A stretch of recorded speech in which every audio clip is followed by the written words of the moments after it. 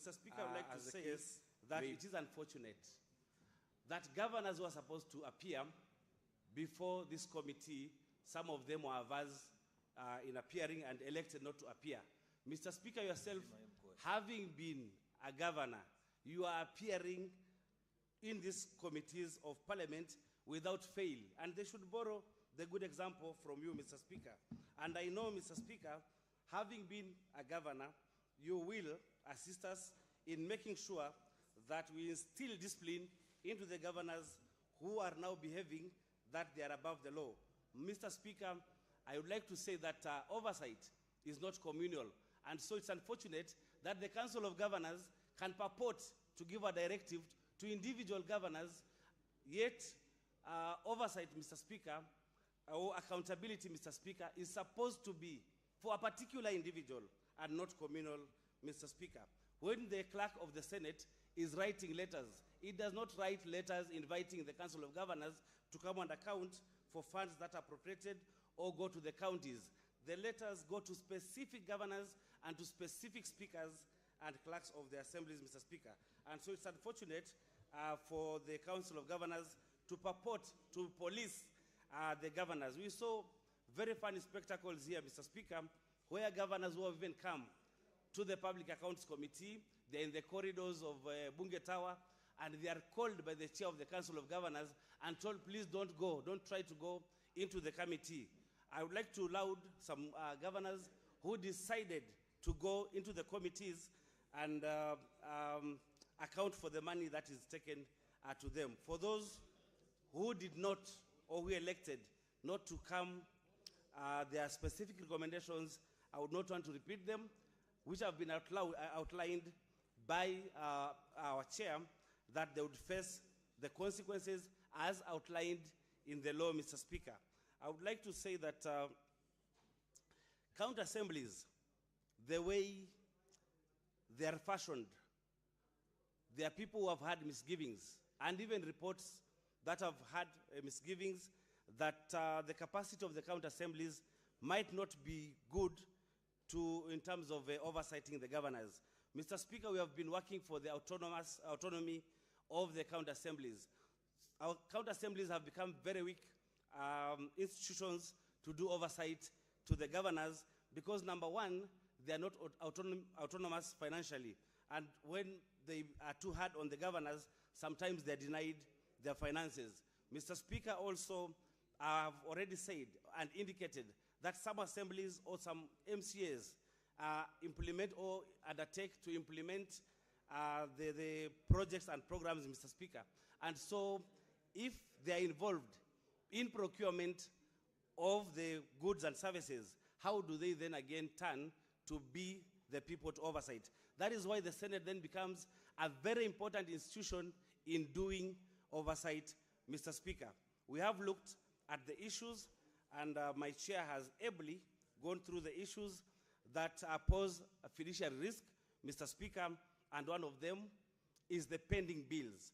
Mr. Speaker, we have recommended as a committee, and I would seek concurrence from this House and the senators, that all the governors and the county executives must do a payment plan and submit it to the control of budget and a copy to this House, Mr. Speaker, for follow-up.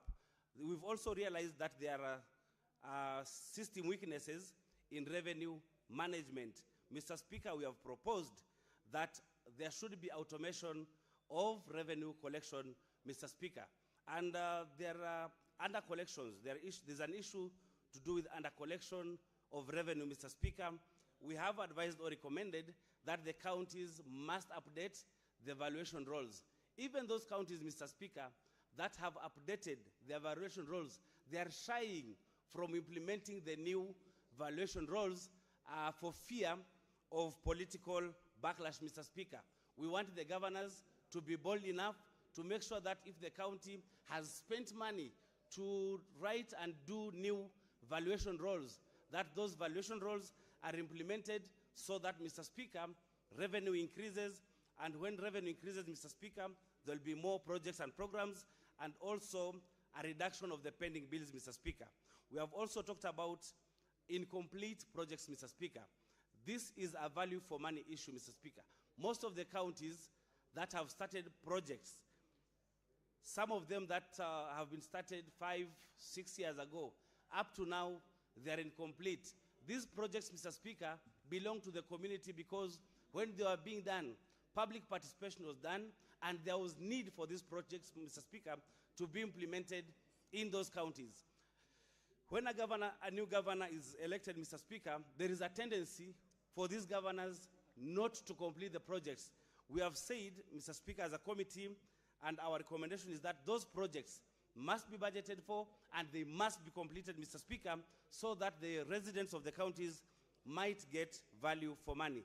Mr. Speaker, we've also seen that there are pension liabilities, that is unremitted pension, Mr. Speaker, and one of the counties that is leading, Mr. Speaker, is Narok, which has not remitted 1.9 billion in pension money, Mr. Speaker. We are urging and recommending that all these unremitted liabilities must be remitted to the pension funds, Mr. Speaker, because there are so many people who are retiring, and when they retire, they would require to get their retirement benefits in good time, and that is the reason why they are saving, Mr. Speaker. Mr. Speaker, on governors who have not appeared before the committee, specific recommendations have been done. I don't need to repeat them, Mr. Speaker, but again, I must say that there's no one in Kenya who is above the law. The law must be followed. There's no way you can go to a position or seek a position where you are supposed to expend money on behalf of the public, and when it comes to accounting for the money, then you start hide and seek, Mr. Speaker. With those very few remarks, Mr. Speaker, I would like to second this motion and urge the senators to adopt it as it is, and also recommend even stricter recommendations. I thank you, Mr. Speaker. Senator Mandago, take your seat.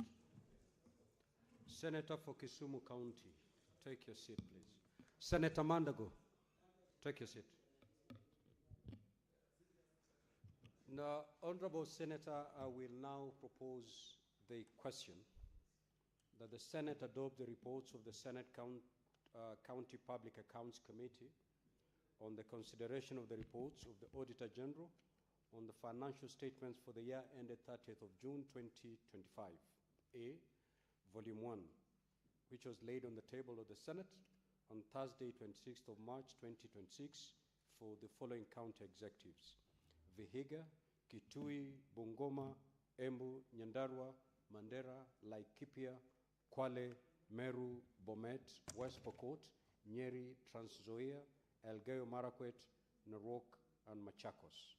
B, Volume 2, which was laid on the table of the Senate on Tuesday, 31st of March 2026 for the following county assemblies: Marsabit, Wajir, Meru, Siaya, Busia, Murang'a, Baringo, Kakamega, Makueni, Nyeri, Tana River, Nyamira, and Kericho. Volume 3, which was laid on the table of the Senate on Tuesday, 31st of March 2026 for the following county executives: Turkana, Tana River, Makueni, Tharaka Nithi, Nandi, Siaya, Murang'a, Nakuru, Marsabit, Samburu, Nairobi City County, Homa Bay, Kisumu, Wajir, Migori, Baringo, Kiambu, Lamu, Nyamira, Uasin Gishu, Busia, Isiolo, Kirinyaga, Kisii, Kajiado, Kericho, Kakamega, Kilifi, Garissa, Mombasa, and Taita Taveta County. Now the floor is open for debate. Yes, Majority Leader.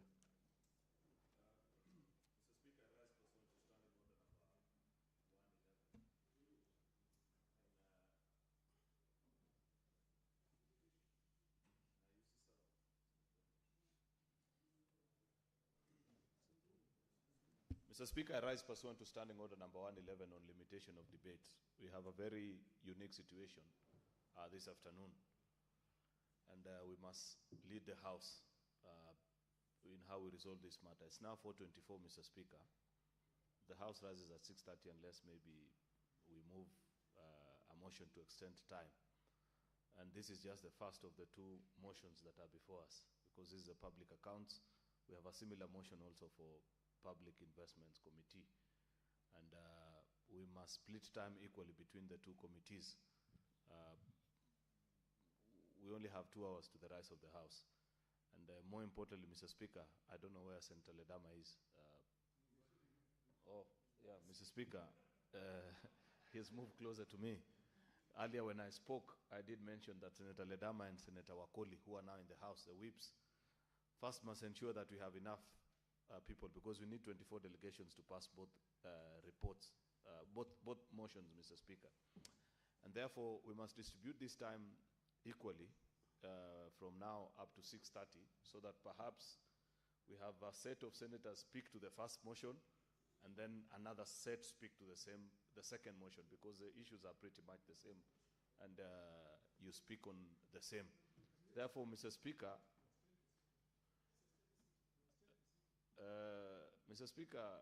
there is a suggestion to extend the sitting, but I know this House very well. I've been here long enough. I know, I can believe Senator Mogeni when he tells me extend the House, because he sits here sometimes until very late. But there are younger people in the House who I know, Mr. Speaker, when it gets to certain hours, they have other duties to respond to, Mr. Speaker. Therefore, I do not want to run the risk. This is such an important matter. Mr. Speaker, given, if I read the mood of the House correctly, the mood of the House is that we must conclude both reports and both motions by 6:30. Therefore, Mr. Speaker, I rise to propose that debate be limited to 1 hour, so that by 5:30 we take a vote on this one of Public Accounts Committee and chairperson of Public Investments Committee, the former deputy party leader of ODM, Mr. Speaker.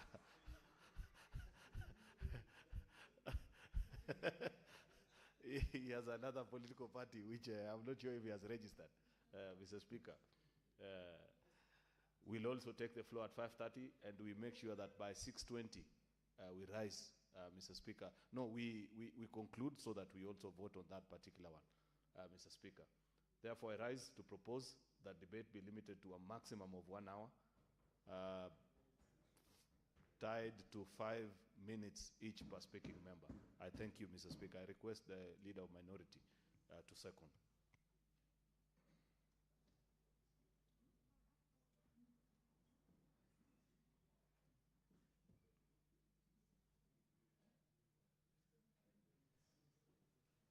Thank you, Mr. Speaker. I second.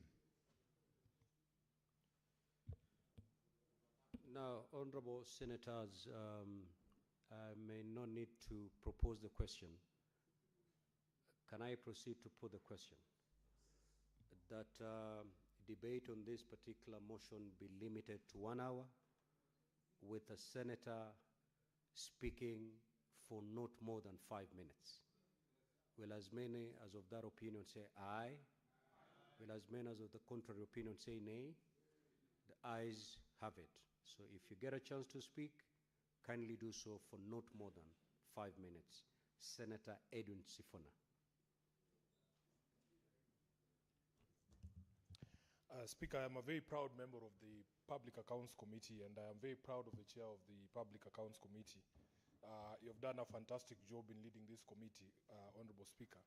Because the committee has recommended that we adopt the report of the Auditor General for Nairobi as is, I have brought the report as is. Mr. Speaker, I want you to see that this is the actual Auditor General's report on the County Executive of Nairobi for the year ended 30th June 2025.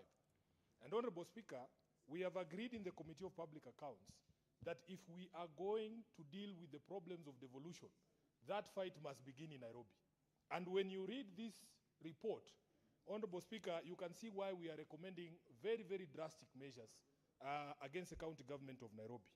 I have just chosen a sample, Honorable Speaker, so that people out there who are following this debate understand why it is extremely critical that we have conversations with governors on these reports of the Auditor General's report. Speaker, at page 3 of the Auditor General's report on Nairobi, we start off by a whooping 1.9 billion Kenya shillings that was withdrawn from salary account held at a local bank during the year. The withdrawals were not supported by any payroll summaries, payment vouchers, approvals, or anything to show where this money was going, Honorable Speaker. I want to move quickly, Honorable Speaker, to another thing. If you read the report on Nairobi, it just starts with irregular, unsupported, unconfirmed, undisclosed. It is extremely troubling, Honorable Speaker, when you read the report on Nairobi.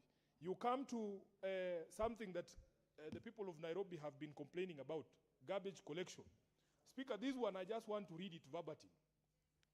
That although the county executive procured various private contractors and assigned them to specific zones for waste collection, the county also operated 56 solid waste collection trucks for which it incurred fuel expenditure amounting to 124 million shillings. The Auditor General says no evidence was provided to show that these trucks were assigned to any operational zones or activity logs, trip sheets, fuel consumption records, or supervisory reports. Speaker, what the auditor is saying is that you give private contractors contracts to collect garbage in Nairobi, and you assign them specific zones. For instance, you say this truck is for Kilimani. Then you have your own 56, which you don't assign to any zone. And the danger there, Honorable Speaker, is that people could actually be paid, getting paid for things that they did not know, did not do, because it is possible that some of that garbage in those areas was actually collected by the 56, one of the 56, county vehicles. Speaker, I want to go to one of our biggest projects in this city, and I know that the governor is very, very proud of this particular program of his. It consumes almost 1 billion shillings annually, Honorable Speaker. It is the county feeding, school feeding program that he calls Dish in a County. If you look at the report of the Auditor General, it is titled there, Irregularities in Program Design and Implementation of the School Feeding Program, Dish in a County. And Honorable Speaker, if you flip over to the page, the Auditor General has identified 13 separate irregularities in this particular program. And if you just go through some of them very quickly, Honorable Speaker, you will see, for instance, there was no disclosure of third-party agreements, deployment of human resources, and accountability for donor and partner contributions. You go to number 5 there, it says the program exhibited characteristics of a public-private partnership, yet no formal PPP agreement was in existence. Payments amounting to 9 million shillings were made to Dagoretti South Central Kitchen, despite the existence of a similar CDF-operated program without evidence of harmonization or verification of outputs. 118 million shillings made to non-hub kitchens without documentation to confirm official designation, while an additional 118 million shillings was paid without any supporting documentation. And the list goes on, Honorable Speaker. We have so many problems, including the construction of the house at Lady Northey, which has told Honorable Speaker, and other irregularities, including in management and award of court cases, Honorable Speaker. You will see that this report, you might think it was prepared by the DCI themselves, because all this sounds like disclosures of criminal activity. And this is why I'm very proud that the committee has said that we need to be able to submit these reports to the agencies that are now responsible for law enforcement in this country to take action. Irregularities in the construction of a fire station at Gikomba Market. It is one of those. We have even irregularities in the supply and delivery of male condoms, Senator Khalwale. There is nothing that we seem to be getting right. This is at the page 45 of the report of the Auditor General. So that, Honorable Speaker, when we ask these governors to appear here, this one's is 15,788,521 Kenya shillings. Yes.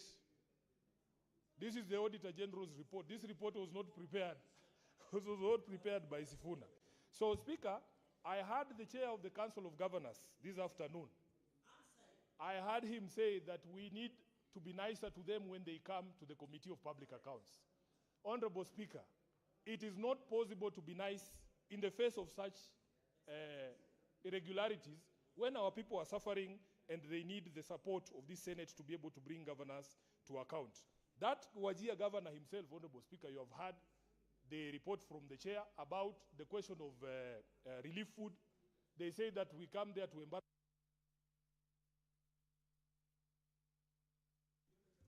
Senator Cherargei.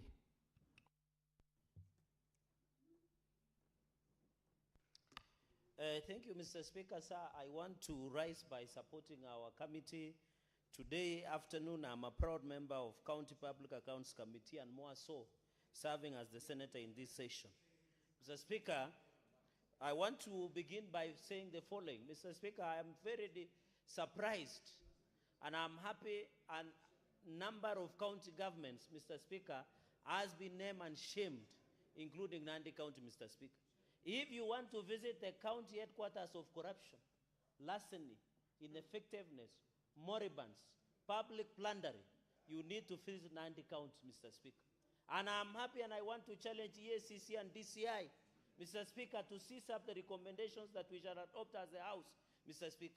Because it cannot be the county has vehicles, but they are doing car hire of 41 million shillings, Mr. Speaker.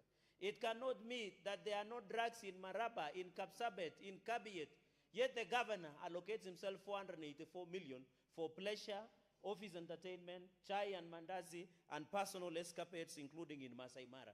Mr. Speaker, it cannot be that Nandi allocates 60 million to bursary, but 484 to personal entertainment of the governor, named or christened as office operations, that is Christian as massages to the governor, Mr. Speaker. Mr. Speaker, I'm happy that as we recommend today that it will go to the history and the great people of Nandi, that despite the plundering of resources, Mr. Speaker, that even as it rains today in Nandi, the roads remain impassable. Today, Mr. Speaker, there is chaotic human resource, and I want to challenge EACC, and one of the lawyers is looking at me who represented that matter, that more than 2,000 employees in Nandi was sacked unfairly, and governor decided to hire his personal cronies. I am happy the report has flagged that matter, Mr. Speaker, and I hope justice will be done to those employees, Mr. Speaker. Even if you visit Kapsabet County Referral Hospital, Mr. Speaker, the bed sheets, the mortuary services, Mr. Speaker, the provision of drugs is still a mirage, Mr. Speaker. Even when it came to Floka, Mr. Speaker, there were many money that was spent, but they could not be accounted, Mr. Speaker. Mr. Speaker, these governors, and I want to appeal to the Public Accounts Committee, now that the governor of Nandi refused to appear on summonses, the warrant of arrest must be issued pronto and must be dealt with once and for all, Madam Speaker. Number two, Mr. Speaker, I am surprised that the chair of Council of Governors, in fact, the House must order his immediate arrest, Mr. Speaker. How can Mohammed Abdullahi, who is town, they used to use toilet collectors every evening, Mr. Speaker. How can he lecture some of us? How can he name and shame our names when the toilets in Wajir town are being collected literally by ants in every evening, Mr. Speaker? How can he tell us? He must be arrested. 1.5 billion of employees' payables in Wajir cannot be accounted, Mr. Speaker. Mr. Speaker, even in Wajir, Mr. Speaker, there are almost 3.5 billion on pending bills, Mr. Speaker. Even the abattoir of Wajir County International remains unutilized, Mr. Speaker. They are in Wajir, there are 149 vehicles, but against 216 drivers, Mr. Speaker. He does not have the moral authority to lecture the Senate on accountability. Mr. Speaker, I heard him today saying we need to sit and negotiate. We can never negotiate on issues of accountability and transparency, Mr. Speaker. This is not a social call. This is not a party day party, Mr. Speaker. If he wants to negotiate on accountability, the Constitution is very clear. Article 96, Article 10, Article on principle of finances, Mr. Speaker, on principles of finance, accountability and transparency, Mr. Speaker. Even on Nairobi and Samburu, I want to thank the Inspector General of Police, Mr. Speaker, that the two governors must be arrested and produced pronto before the committee.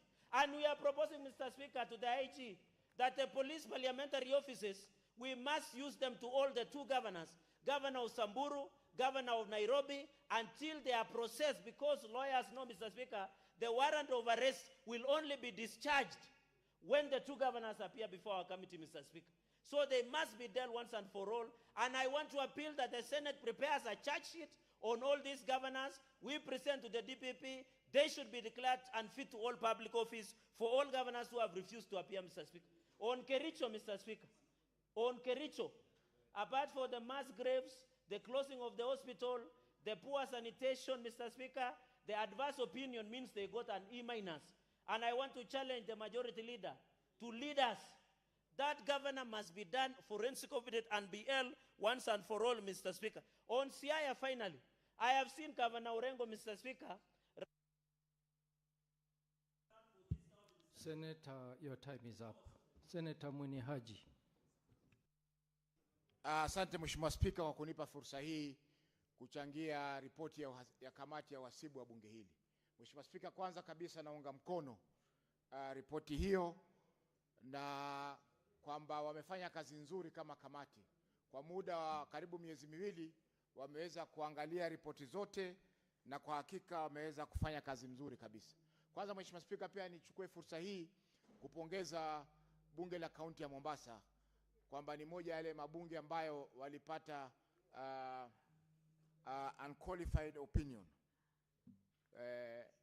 kama ilivyosemekana. Mheshimiwa Spika, masikitiko Mheshimiwa Spika ni kwamba Mombasa iko katika wale 11 bora katika kupinga katiba na vile vile pia kukataa kuhudhuria katika bunge hili.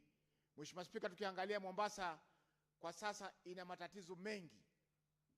Ni jana tu tulikuwa na mkasa wa moto Mheshimiwa Spika katika kijiji kimoja chaitwa Bokole kule maeneo ya Changamwe, ambapo zimamoto ya kaunti ya Mombasa ilikwenda katika tukio lile ikiwa haina maji. Watu wamepigia simu zimamoto waje kusaidia, na zimamoto inakutoka mbio, wakifika pale hawana maji, wanakaa mali inachomeka bila ya msaada wowote. Mheshimiwa Spika, Mheshimiwa Spika, ni majuzi tu kulikuwa na kelele kuhusiana na utendakazi wa Coast General Hospital katika bajeti yake. Mwaka jana tulipozuru kituo hichi walisema wataweka pesa katika bajeti ya mwaka 2025-26.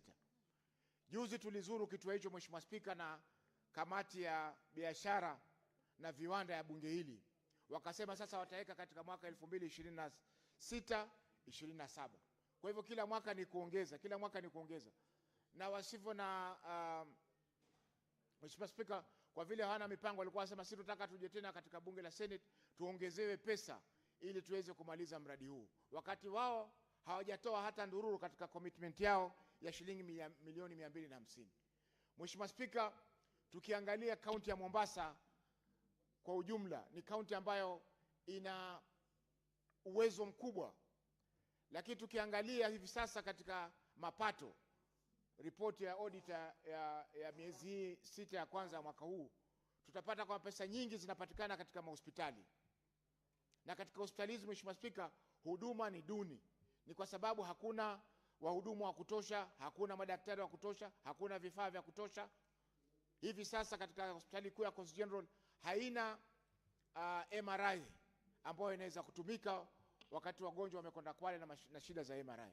Kwa hiyo Mheshimiwa Spika, pesa nyingi ambazo Mombasa inazalisha hivi sasa inazalishwa kupitia kwa hospitali, lakini huduma za hospitali Mheshimiwa Spika ni duni kabisa. Kwa hiyo Mheshimiwa Spika, mimi naunga mkono kwamba zile hatua ambazo zimependekezwa zichukuliwe, lakini isipokuwa jambo moja Mheshimiwa Spika, kwamba kupewa tena siku 30 kwa magavana hao waje wajitetee mbele ya kamati ni kupoteza wakati. Mheshimiwa Spika, walipewa muda wa miezi miwili, Januari, Februari na March,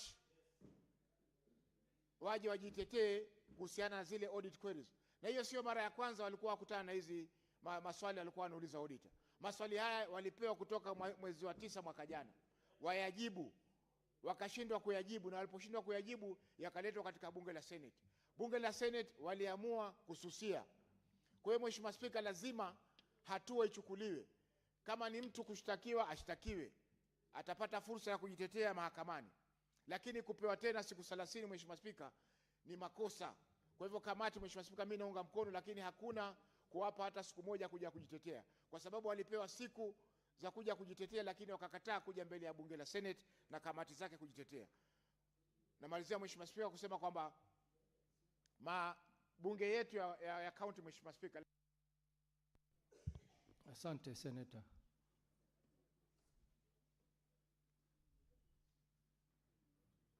Senator Boni Kalwale.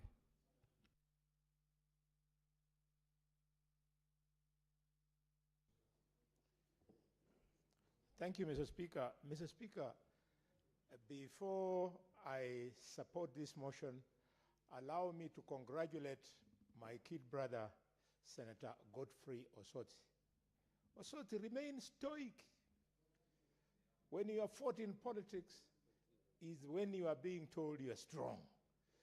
There's nothing to miss in being a deputy party of the Orange Democratic Movement. We have bigger offers on the table. They are all for your taking. Mr. Speaker, sir, Mr. Speaker, sir, I want to strongly support this report and congratulate Senator Moses Kajwang. I notice that you have remained stoic during the attacks, even right now when you have been presenting your motion. You are stoic to the high decibels that we are hearing from the Council of Governors. That is what oversight is all about. When you go to people who control purse strings and you ask them questions of why, how, and what for, they can never like you. So you've made the House proud. However, there is room for us to improve our relationship with governors so that they don't quickly run out to the media, forgetting that at the end of the day, we are truly the institution that is supposed to protect those county governments. Mr. Speaker, I note that in things to do, Senator Kajwang has recommended that these matters be expeditiously pushed through EACC, DCI, and the Office of the Deputy, the Office of the Public, the Director of Public Prosecution. This is okay.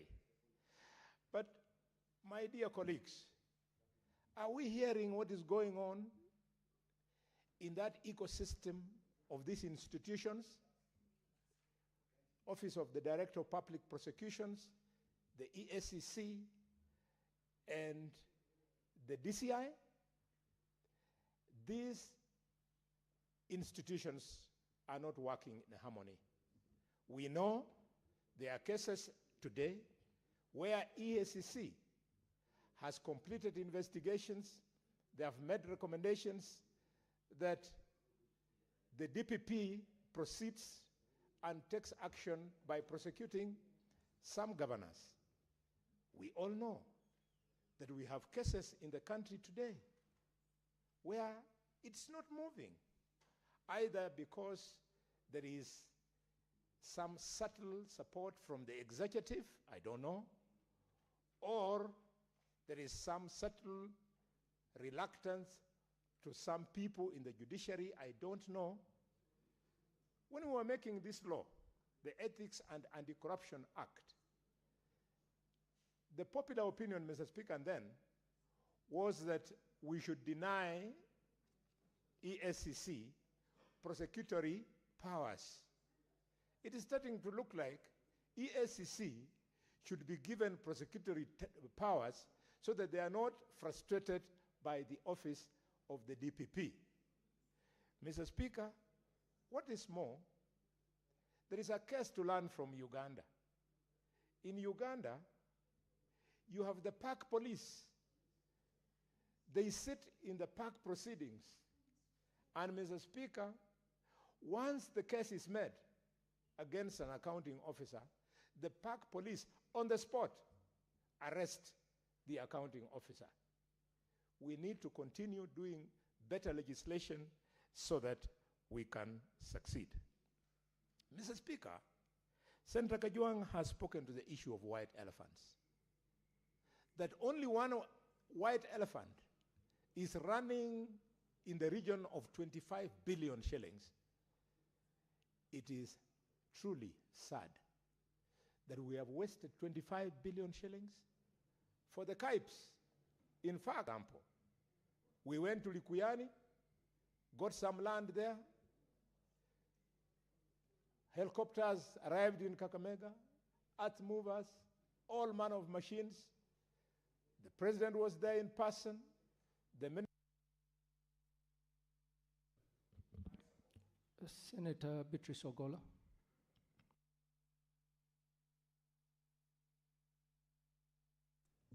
Thank you, Honorable Speaker. Honorable Speaker, from the word go, I want to support this report and particularly congratulate my senator, the chair of PAC, Senator Moses Kajwang, a leader who never disappoints in his any duty that has been given to him.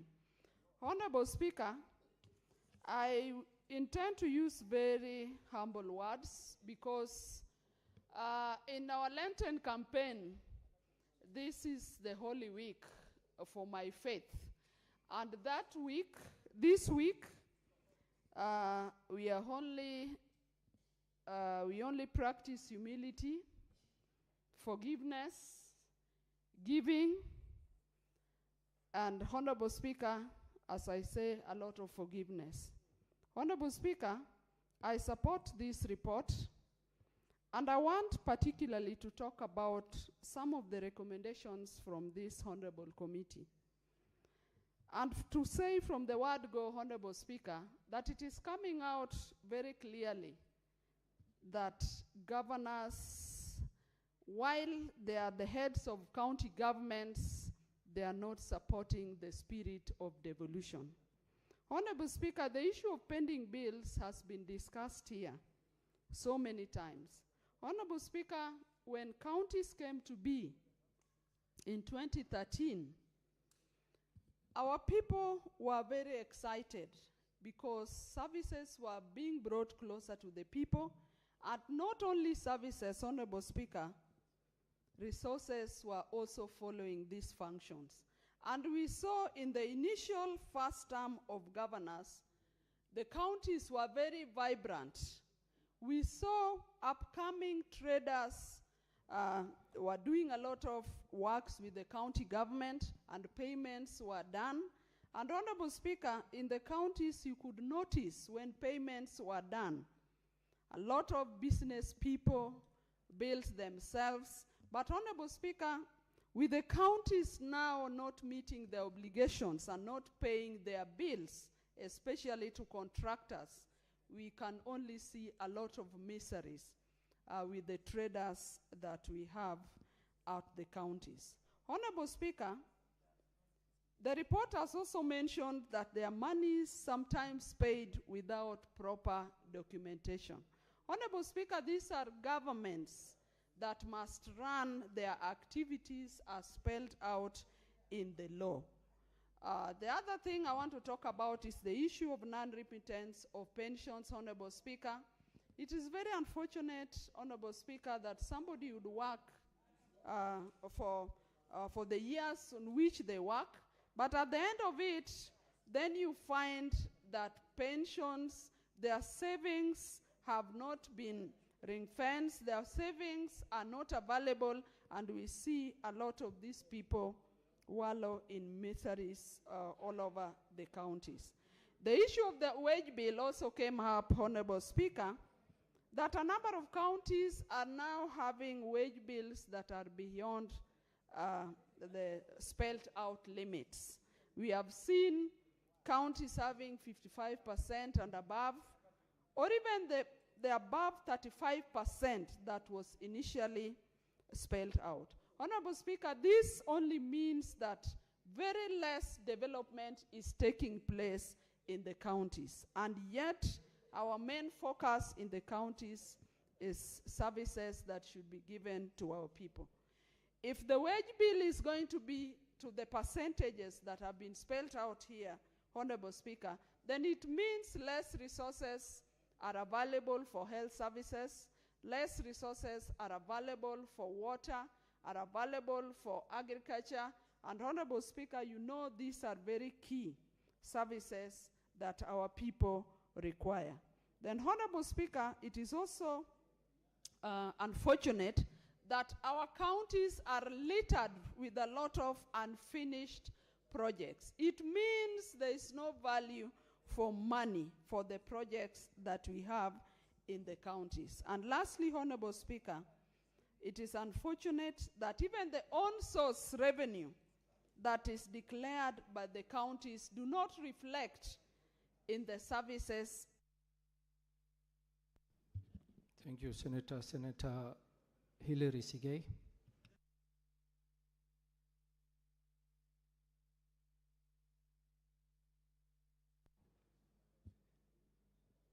Thank you, Mr. Speaker, for giving me the opportunity. Let me begin by thanking the chairperson of this committee as well as the members of Public Accounts Committee for running us through a very well done report. I am aware that, Mr. Speaker, they have had sleepless nights. They have had accusations left, right, center from those whom we are oversighting. And that is why, Mr. Speaker, the mover of the motion, the chairperson of this committee, deserves an appreciation by the House for a job well done. Mr. Speaker, this particular report, I wish, could not only be read and understood by the members of this House, who are the senators as well as the members of the public, but as well by the members of our various county assemblies, because ordinarily they ought to be the primary oversight places where by the time we are getting this report, they should have had an opportunity also to understand what it is all about. Unfortunately, Mr. Speaker, from part of the comments that we've received from the report, most of our county assemblies have not been able to do the primary oversight that they are supposed to do, and that is one of the reasons why we are where we are in matters corruption, matters misuse of public resources, and the very negative reports that we have received from the Office of the Auditor General. I am happy, Mr. Speaker, that the committee has recommended full adoption of the contents of the report from the Office of the Auditor General, as well as additional recommendations to relevant government agencies, including the DCI, Ethics and Anti-Corruption Commission, among other relevant agencies. And I urge those agencies to take appropriate action, including preferring charges where necessary without having to wait further for follow-up from this particular House. Mr. Speaker, having had an opportunity to look at this report, it is so sad that we are dealing with a report from our respective counties where those who are in charge of those resources have blatantly been abusing the resources. They have never bothered for a moment to appreciate the fact that they are at one time, one day, going to be responsible and to be answerable to the misuse of public resources. Mr. Speaker, to be a bit specific, in some of the comments, for example, or other recommendations from the Office of the Auditor General, we have got very old debts. Most of our county governments have had their contractors who have worked for the projects that they had been contracted to, having not been paid for a period of over 1 year. A number of them, Mr. Speaker, particularly from my county where I represent, that's the county of Bomet, have had several matters in court. Their properties have been sold by auction or by those whom they had taken facilities from, and the county government don't give a damn. They don't care. These are business people who've lost years of investments owing to inability on their part to repay because they have not been paid. The report about county government spending more than 50% of their allocations on personal emoluments or payroll audits, Mr. Speaker, is one worrying aspect of this report. The county of Bomet have had issues and have noted, Mr. Speaker, for instance, that in this particular aspect, irregular payment of salaries and personal allowances is glaring in the report. And over 1,454 officers are paid outside the IPPG system. Over 1,454, over 706 officers are paid what is called special salaries, or rather special allowances that the law does not recognize. Another 17 officers, Mr. Speaker, are paid what is called special salaries. Mr. Speaker, remember, we have got a big problem with regards to the employment and payment of salaries to teachers under the ECD program. These are teachers who are underpaid, these are teachers whose salaries delay, and these are teachers whose payment program and plan is actually contrary to the recommendation by the Salaries and Remuneration Commission. And Mr. Speaker, when we talk about 1,454 officers who are paid outside the system, this is a sign of extreme corruption because a payment outside the system. Thank you, Senator. Senator Olekina. Thank you, Mr. Thank you, Mr. Speaker. Mr. Speaker, let me begin by appreciating the good work of Senator Kajuang in terms of accountability or ensuring a fiduciary responsibility. But Mr. Speaker, today's report is really an affirmation that this House has got enough powers to be able to ensure accountability. Mr. Speaker, I've listened to the report carefully, and when I think about what is happening today with the governors, I want to remind all of us that we have so much powers, yet most of us do not utilize the powers that we have. And if colleagues from both sides of the aisle can be able to reflect back on the constitutional powers that this House have or has, which are quite limited on when we can be able to apply them to ensure accountability, the time is now, Mr. Speaker. Mr. Speaker, what is happening today is that there is a club called the Council of Governors who are attempting to overthrow this government. They are attempting to define their unity as, instead of it being intergovernmental cooperation, but as a collective impunity, Mr. Speaker. When you speak to any of the governors out there, they quickly say there's a decision by the Council of Governors. Let us demystify what is this Council of Governors. The distinguished senator from Homa Bay came here and presented impunity in all the 47 counties. Clearly indicated that these governors, some of them who used to live in apartments in Parklands and Pangani, but are now driving $200,000 cars. They are living in manicured mansions. But when you ask them to account for monies that it is not the Senate that comes out and say that they have misappropriated the funds, it is the Auditor General. They say the Council of Governors has taken this position, and if I appear before the Senate, it will now be seen as if I am going against the collective duty. Mr. Speaker, I want to remind this House, and I want to welcome all of us to go back and read Section 18 and Section 19 of our Parliamentary Powers and Privileges Act.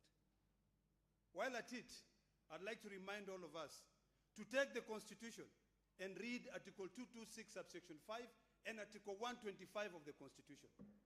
Mr. Speaker, I listened to the distinguished senator from Homa Bay.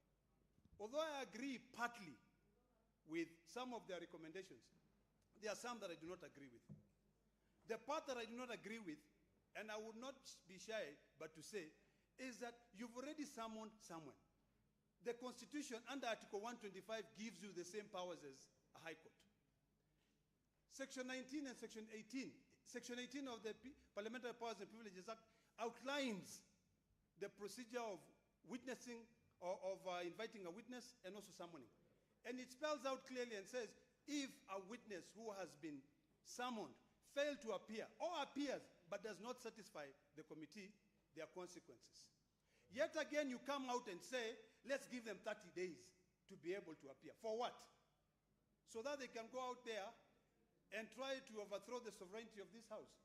Or so that they can go out there and try to define what check and balances are. I want to invite you, my colleagues, that the time is now for us to utilize the tool, which is the most powerful tool that we have, We failed to pass the Division of Revenue Bill. We failed to pass CARA. Let's not send money to the counties if they cannot account for that money. That is the only time that will ensure accountability in this country. Otherwise, when you come here and you say we are giving you 30 days, oh, DPP. If you talk to DPP, DPP will tell you clearly that I cannot move unless ESCC carries out its task. Come on, guys, wake up. You guys are legislators. You know the law. You know our strength, and our strength is only on the division of revenue as well as CARA. If you are going to say, okay, fair enough, we will pass the division of revenue. Stop sending money to the counties. That is the only time that these guys will recognize the fact that when they leave office, the day they leave office like this, immediately, Article 2265 will follow them. So if you are serious on the issue of accountability, I want to urge 30 seconds, please. Add him 30 seconds. Mr. Speaker, thank you so much. If you are serious about holding these county governors accountable, I want to invite the committee to go back and read the PFM Act. And while at it, take the Constitution and read Article 179. The executive authority of the county is vested and exercised by the executive committee. Hold all those people accountable, not only the county governor. Hold the CC Finance, who is the head of Treasury, the CEO Finance, because most of them will tell you, we are still waiting for the direction from the governor. Why are you making someone so powerful? Yet you are powerful. Unless you become powerful and you exercise the powers that you have, you will be rendered useless. Thank you, Mr. Speaker. Senator Cheriot. Mr. Speaker, I have so many things to say in such a short time. I don't know even what I'm going to do. But I'll be very quick. I limit the time out of respect to the House and the need that the reasons I presented. Mr. Speaker, if you take away from the Senate the powers to invite and to summon witnesses, then this becomes a gathering of elders who cannot do anything. Mr. Speaker, it is a right that we should be willing to die for. And that is why, despite all the conversations that we've had with people trying to coerce and talk to us very nicely, saying, come, let us reason together, I have made it abundantly clear to none other than the chair of COG, my good friend Governor Ahmed, that I believe it, just the same way I'm so certain about who I am and what my name is, that we can never negotiate the moral duty of governors appearing before the Senate to answer for resources that has been given unto them. And the first day I disagreed in principle is when they went to Kilifi, Mr. Speaker, and arrogated themselves powers to choose which committee they can appear and which one they cannot. That one, Mr. Speaker, I am willing to go to the grave over that. And so long as that remains to be an issue between us and the Council of Governors, my position on this matter is very clear, Mr. Speaker. I saw COG today trying to address us through press conference. The law remains the law, Mr. Speaker. I suggested, and I want to congratulate the Public Accounts Committee, that any governor who has chosen not to appear before this committee, it simply means that there is an admission of guilt on their part on the charges and the findings that have been made by the Auditor General, Mr. Speaker. I have argued many times in this House, Mr. Speaker, that even our Public Accounts Committee is, Mr. Speaker, as arranged, just a tip of the iceberg in terms of finding out the rot that exists in our county governments. Because as a county senator, Mr. Speaker, you are far more aware of the challenges that exist in your own county government than your colleagues, Mr. Speaker. But that is a discussion for another day. As we are here today, Mr. Speaker, we are discussing a very important matter. That there are 16 men and women of conscience who chose to appear and submit themselves to the authority of the law. We commend those governors, Mr. Speaker, and appreciate them for being responsible citizens and adults. To the 29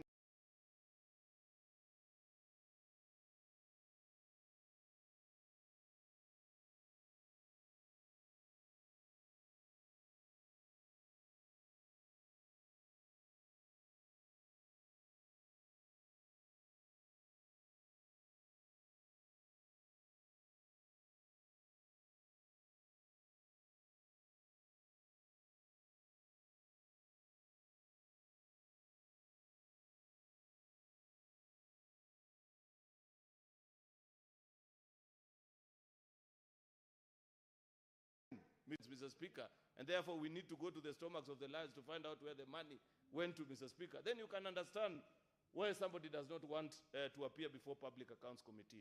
Mr. Speaker, it will be a dereliction of duty of us as the Senate of the Republic of Kenya, Mr. Speaker, if we let these 29 governors go scot-free. Mr. Speaker, there are certain decisions that we must make as a House. Number one, Mr. Speaker, I expect that out of the lesson that we have learned during this debacle between us and the Council of Governors, Mr. Speaker, we must amend the Parliamentary Powers and Privileges Act, Mr. Speaker. 500,000 for people who are disappearing with 2 billion or 3 billion of unaccounted funds, Mr. Speaker, is a slap on the wrist, Mr. Speaker. That fine needs to be elevated, Mr. Speaker. Secondly, Mr. Speaker, we must give additional powers, Mr. Speaker, to our parliamentary committees over and above, Mr. Speaker, just summoning and issuing the summons that they have given, Mr. Speaker. They must be able to pass certain decisions that have the equal powers, Mr. Speaker, that a court of law has when a witness fails to appear in a case that is before them. The third and the final thing, Mr. Speaker, that we must do is that we must not remove our leg off the gas pedal, Mr. Speaker, on this highway of accountability. We must be firm about it. When you're a senator like myself and your county has an adverse opinion, what do I tell the residents of Kericho? Some of us don't believe in doing oversight in funerals. That's why I was waiting for my governor at the Public Accounts Committee to come and ask him, Dr. Eric Mutai, what happened in the year 2024, 2025? An adverse opinion, Mr. Speaker, means that your books were so bad, they could not even explain where you took the money, Mr. Speaker. Now I don't have that particular opinion. By his failure to appear before Public Accounts Committee, it simply means that he has agreed with the auditors that the books are so bad, Mr. Speaker, that he has no explanation. Therefore, Mr. Speaker, we must follow through with the recommendations of Public Accounts Committee so that we recover the monies that have been lost in each and every of our 47 devolved units, Mr. Speaker, because that is our work. Unfortunately, Senator Cheriot, your time is up. No, your time is up. Senator Mofire. Honorable Speaker. Honorable Speaker, I'm a proud member of the Public Accounts Committee, which is headed by my big brother, Senator Kajwang. We have worked tirelessly to make sure that this report is before this House today. Honorable Speaker, accountability is not optional. It's a constitutional obligation. And the Constitution, Honorable Speaker, it's a creation of Kenyans. It's not a creation of any individual. So when any individual or entity trying to say that they are not going to account for billions of money devoted to their units, that is a blatant violation of the Constitution, and it's an insult even to the Kenyans. Honorable Speaker, I have captioned a very elaborate presentation by Senator Kajwang, who happens to be the chair, and who has been supported by the very able Vice Chair, Senator Mwaluma. Honorable Speaker, we have under very lengthy interactions. It's unfortunate, Honorable Speaker, that at no given time that this House has ever devoted monies to the COG. Money is devoted to individual counties, to individual governors, and that responsibility of accountability, Honorable Speaker, lies directed to that individual governor whose money has been devoted to his county. So I think I have to capture some recommendations that have been brought about by very many senators who have just given their recommendations. Honorable Speaker, we have a lot of responsibility which is being bestowed upon us by the Constitution. We need to, Honorable Speaker, our raw responsibility as a Senate is to make sure that we oversight counties and we are the protectors of devolution. Honorable Speaker, our duty as this House, we have a duty of the share of revenue. That is now when the governors think that we are very important in this exercise. We have a duty in Kara. That's where the governors need us most. It is important, Honorable Speaker, that we explore those responsibilities to make sure that we empower ourselves. There is no need of giving people money that are not even accountable to anybody. So when I stand here, Honorable Speaker, or any other senator for that matter, stands here on behalf of that particular county, and we don't devote monies to individuals. That money is devoted on behalf of the people who are supposed to get the services, who are supposed to get anything that they want, because that is their responsibility. That is their right to get those services from those the county CEOs.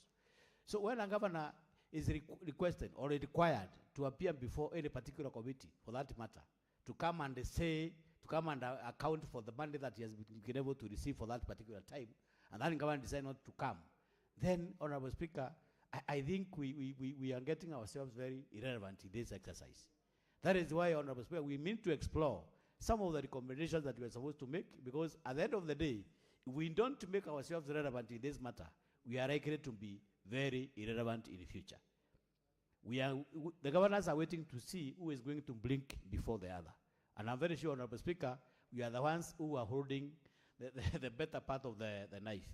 So, Honorable Speaker, I support this motion, and I hope in the future, Honorable Speaker, this one motion should be a lesson that this house is not going to be relevant, to be relevant, and we must put our foot down to make sure that any person who receives public money must appear before the Public Accounts Committee, the Public Events Committee, or any other committee for that matter, because this is the creation of the Constitution. Senator Kajwang and any other member for that committee does not invite governors to account for the money that he has given to him from his shamba. It's money for the public. You know? So when somebody goes around and say, oh, there is some element of extortion, there is element of other that, why do you have to get extorted? What have you done to get extorted? If somebody has demanded somebody from you, why do you have to give money? Yeah. And I want to recommend the county assemblies, Honorable Speaker, even starting with my own county assembly of Tharaka County. They have demonstrated some serious levels of integrity. And I'm happy the chair has captured some of those county assemblies.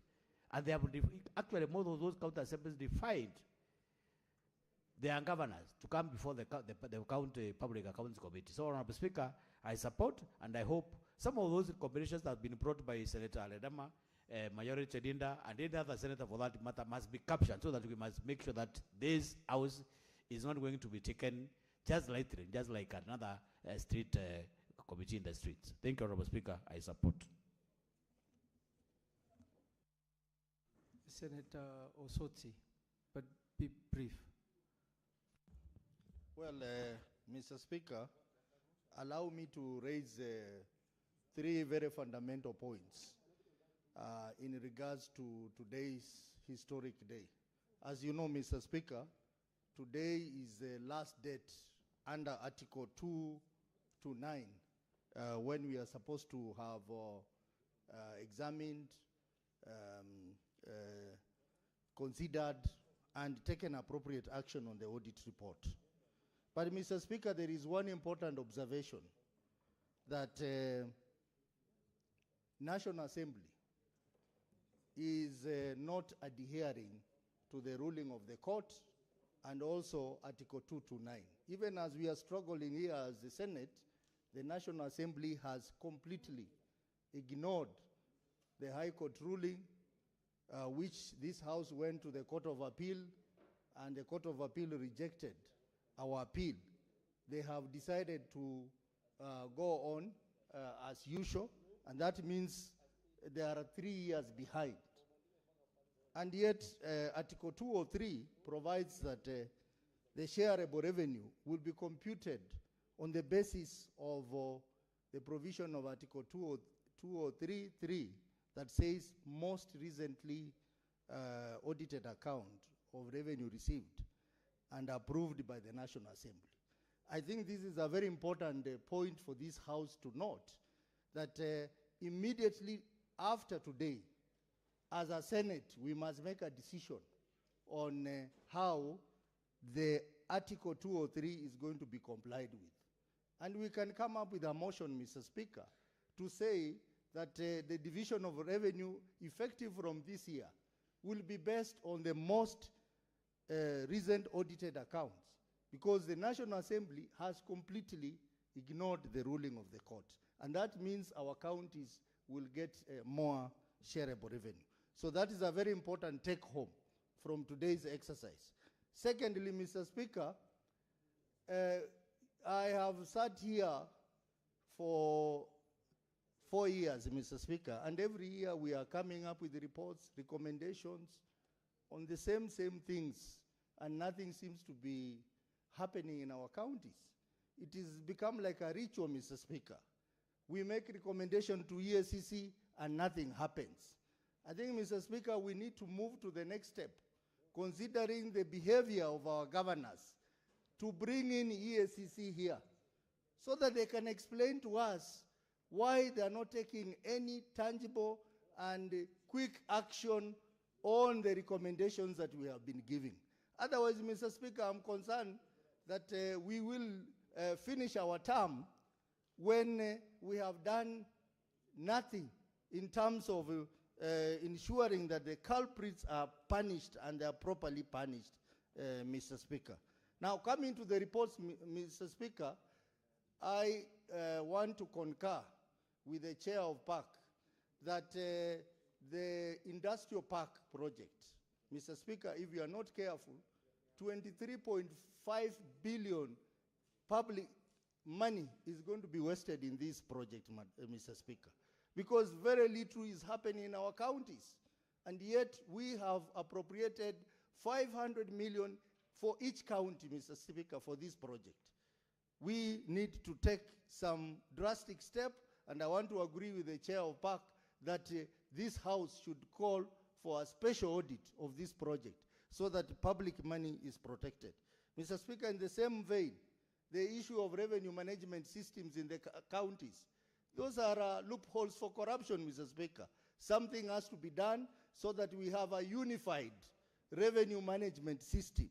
Mr. Speaker, I would have said many things, but we are running out of time.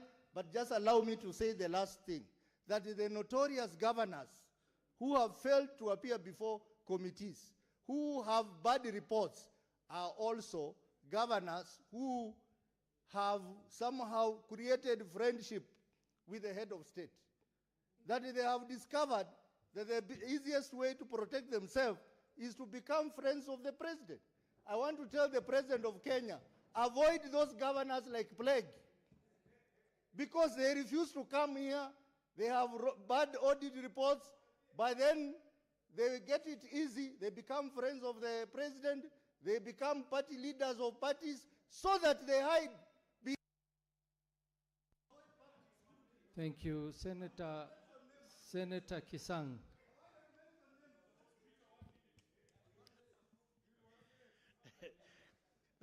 Thank you, Honorable Speaker. Honorable Speaker, you know, the former deputy party leader of ODM is very passionate about it.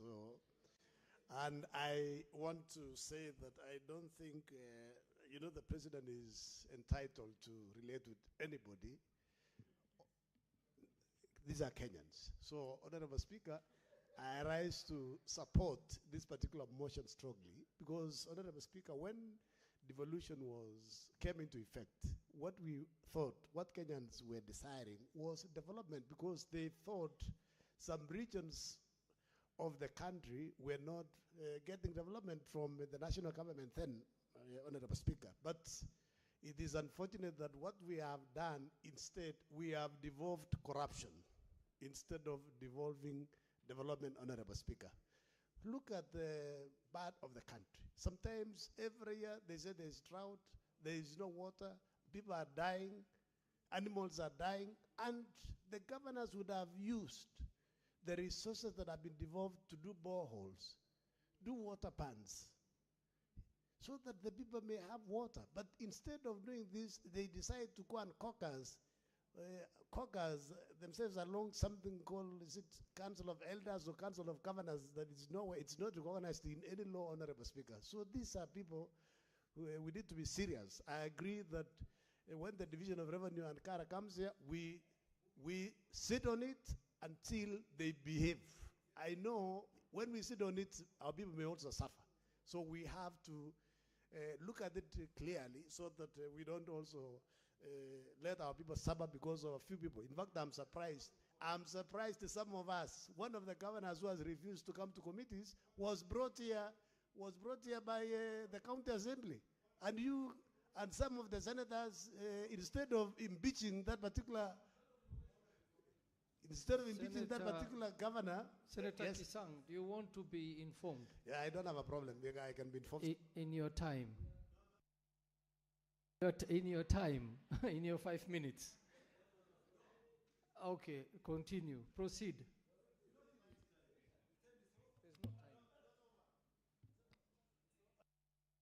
Proceed, conclude. Yeah, you know, I might be informed in 4 minutes and then my time is over. So I'd rather say what I wanted to say. Because Honorable Speaker was saying, in fact, one of the governors who has refused to come to the committee was brought here by a county assembly. And some of us, I don't know, instead of impeaching that particular governor, we protected him. So we are also to blame in some way, Honorable Speaker. No, the issues were there. So, Honorable Speaker, I wanted to touch on what Senator had also said. You know, National Assembly is also doing a disservice to the counties because they should have moved with speed by the as a result of the ruling of the High Court, Honorable Speaker, so that they look at the reports 2023, 2024, 2022, 23, and then 2024, 2025, so that, Honorable Speaker, our counties can get more resources because we'll be using the latest audited accounts. Now, we are in 2022, 2023. Counties like Elgeyo Marakwet County, we are getting less than 6 billion because we are basing share of revenue 3 years back. Some counties are feeding children in school using over 1 billion when Elgeyo Marakwet County doesn't even have that 1 billion for development. Some counties are even buying male condoms, while Elgeyo Marakwet County, we don't even have medicine for drugs. So we are creating an inequality, Honorable Speaker. Honorable Speaker, it is important that we put our foot down. Those governors who have not appeared, let us adopt the reports the way they are, as the committee has said, and then we send to ACC, we send to DCI, and basically ODPP, so that these particular governors are answerable. You cannot accept to be given resources, you spend, and you don't want to account for the resources because it's not possible. Honorable Speaker, there are many projects that have stopped. Senator Matzayo.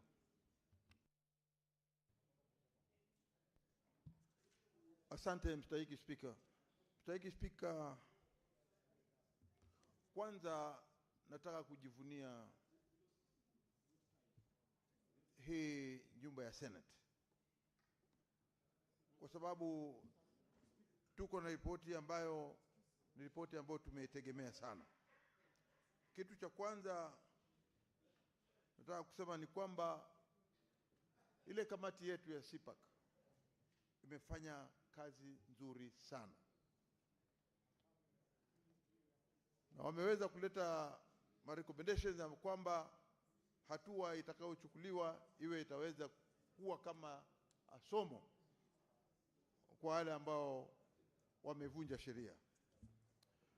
Bwana Spika, kitu muhimu ni kwamba mtu yoyote ambaye anataka kuwa gavana anajua ya kwamba kutakuwa na matumizi ya pesa, na mtu yoyote ambaye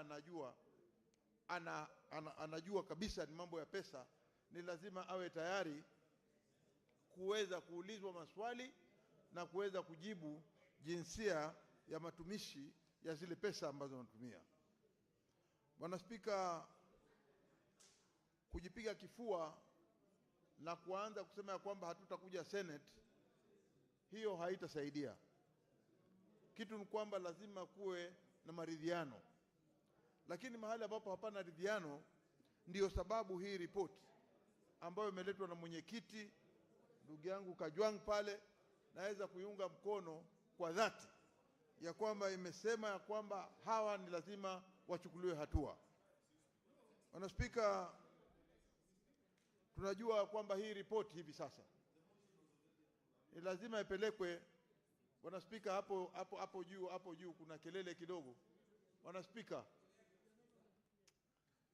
hapo juu kidogo kuna kelele ambazo zinanifikia mimi hapa, na mimi nataka unisikize. Bwana Spika, nasema ya kwamba hii ripoti inatakana kupelekwa kwa jopo ambalo linachunguza ufisadi.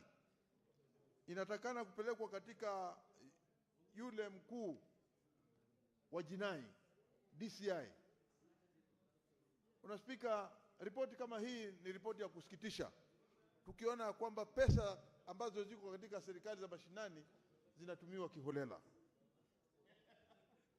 Na hii sio sababu ya kwamba wewe gavana alafu unaweza kutumia pesa vile unavyotaka, lakini natakikana utumie pesa kulingana na sheria vile zinafuatwa, ili watu wako ambao unawatengezea miradi waweze kufaidika. Na Spika, sheria ni sheria, na tunasema ya kwamba mtu yoyote ambaye atakuwa amepelekwa na akipatikana na hatia ni lazima aadhibiwe. Bwana Spika, pesa hii si ya watu binafsi kuweza kuweka katika mifuko yao. Hii ni pesa ya umma. Hii ni pesa ya wananchi, sio pesa ya watu binafsi. Bwana Spika, tunaona ya kwamba hivi karibuni watu wamekuwa ni kama ambao wamegeuza hizi pesa zimekuwa zao za binafsi, kulingana na hii ripoti ambayo tumeipata kutoka kwa kamati yetu ya uchunguzi wa fedha zinazokwenda katika mashinani. Bwana Spika, ni jambo la kusikitisha ya kwamba sasa kila mtu anaangalia na anaona kwamba hizi pesa zinatumika vibaya. Kwa hiyo mimi nataka kuunga mkono hii ripoti ya kamati yetu kwamba vyote vile walivyoandika viweze kutekelezeka, na hii ripoti iende mbele ili hatua ichukuliwe. Asante Bwana Spika. Honorable Senators, I call upon the mover to reply.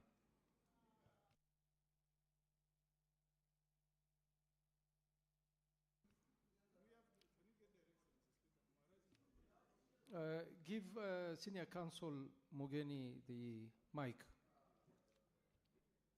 What is your point of order? Yes, Mr. Speaker, you know, the main business why we are here as elected senators is to really do oversight on our counties. A few of us have spoken, but a number of us have also not spoken. If need be, we can extend the sitting of the House beyond 6:30, but allow us to speak to our people about what is in the audit reports from our respective counties. You cannot lock us out from commenting on these audit reports from our respective counties. Let's not do a business cast in stone. If need be, Majority Leader, we are willing to sit here up to 7. But you cannot lock us out. You have talked about Kericho. What about our counties? Even if it was passed, that's not right. You can... Sifuna. Speaker, you know there was a suggestion by the majority leader that those of us who speak on this motion should not speak on the next. But there is a difference in those two reports. The CPAC report tends to deal with a bit more than the CPIC.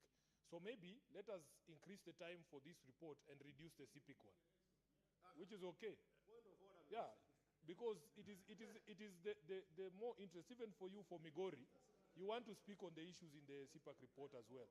Yeah, so the chair of Honorable Majority Leader, the deputy party leader of ODM, the deputy party leader, he has accepted, okay, the chair of CPIC has accepted that we can reduce the time for his debate, because more of us will speak on this one, and then less of us will speak on the other one.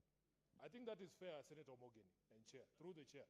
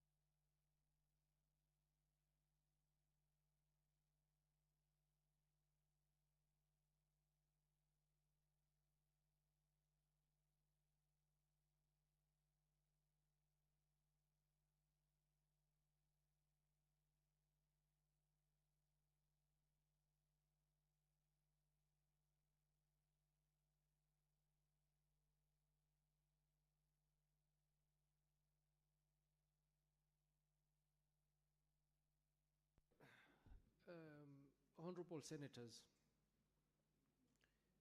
we've taken 7 minutes to deliberate on this matter. The ruling that was made by the Speaker was that we debate on this motion for 1 hour with a time limitation of 5 minutes each. And unfortunate as it is, several members who have indicated on the dashboard that they want to contribute on this motion have not gotten the opportunity. I am sorry, but I have to stick to the ruling that was moved by the motion which was brought about by the leader of majority and seconded by the minority side. And senators voted on it, knowing very well what they were voting for. So as much as I would want to extend the time, I am bound to follow the procedure, and I am sorry, I will call upon the mover to reply. The best that I can do is to make sure that whoever has spoken on this motion will not be given priority to speak on the other motion until the other senators have contributed. And I believe even in that contribution, a senator can still refer to this motion and make submissions, or whatever submissions you wanted to make. So in that said, I call the mover to reply. Mr. Speaker, I beg to reply, but also as a chair of the committee, perhaps we owe this House an apology. Our reports came on the last day. Last year we brought our reports on the 27th of March. This last-minute reporting was as a result of the truancy of the governors. 29 of them had to be summoned yesterday. Mr. Speaker, I want to encourage that as a matter of procedure, we ensure that in future, these reports are brought at least 3 days to the constitutional deadline to allow every member to speak to it. Mr. Speaker, pursuant to Standing Order 66.3, I also beg to defer the putting of the question to later in the day. Thank you. Or to a time appointed by the Speaker.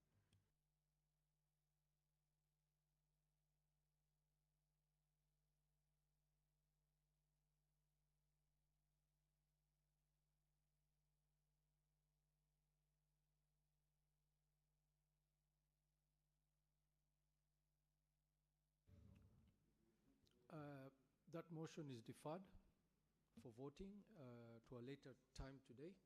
I want to call upon the chair for Public Investment Committee to table the papers.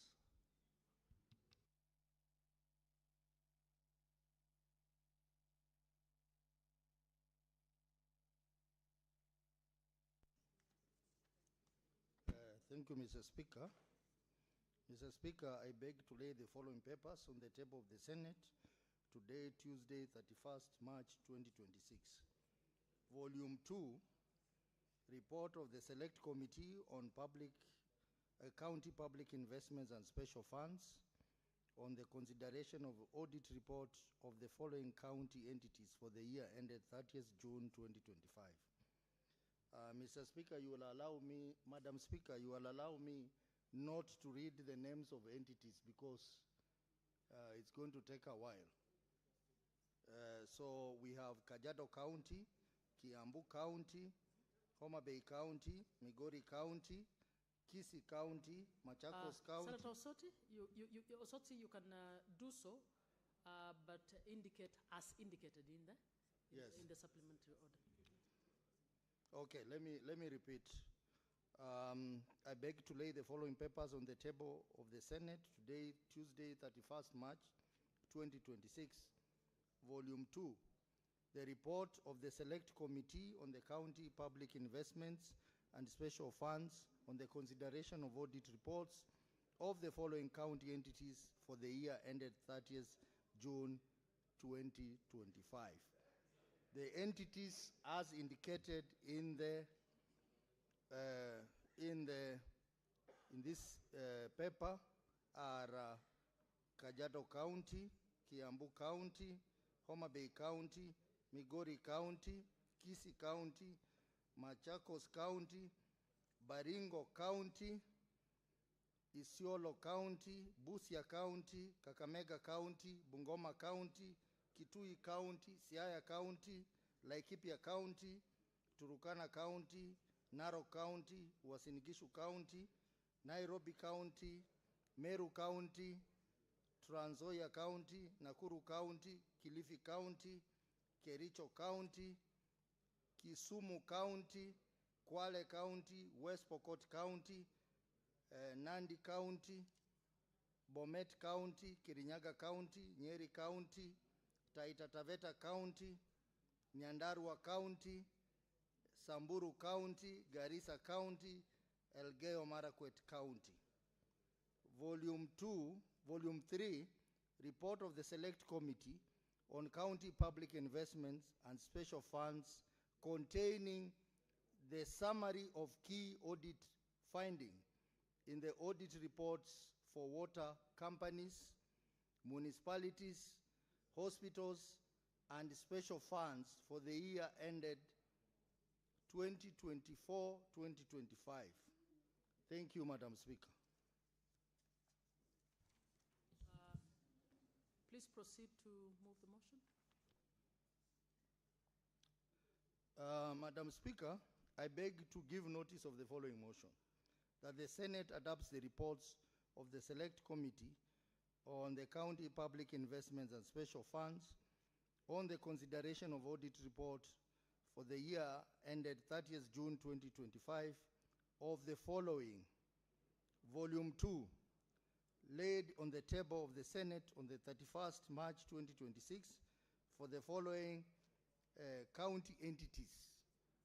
Again, Madam Speaker, the entities as are indicated in the motion: for Kajiado County, Kiambu County, Homa Bay County, Migori County, Kisii County, Machakos County, Baringo County, Isiolo County, Busia County, Kakamega County, Bungoma County, Kitui County, Siaya County, Laikipia County, Turukana County, Narok County, Uasin Gishu County, Nairobi County, Meru County, Trans Nzoia County, Nakuru County, Kilifi County, Kericho County, Kisumu County, Kwale County, West Pokot County, Nandi County, Bomet County, Kirinyaga County, Nyeri County, Taita Taveta County, Nyandarua County, Samburu County, Garissa County,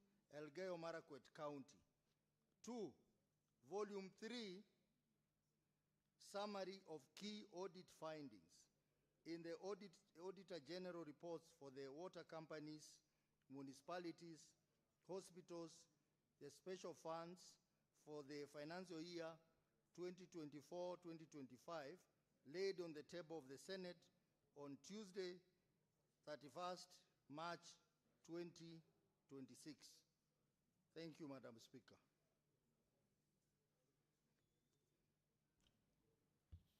Next order. Order number 9, motion, report of the Select Committee on County Public Investments and Special Funds on the consideration of audit reports of the various county entities for the year ended 30th June 2025. Chairperson. Madam Speaker, I beg to move that this House adopts the reports of the Select Committee on the County Public Investments and Special Funds on... Senator Osotsi, please approach the table.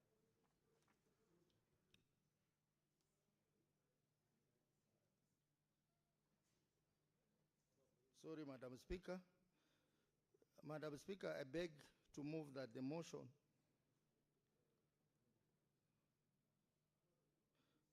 in an amended form pursuant to Standing Order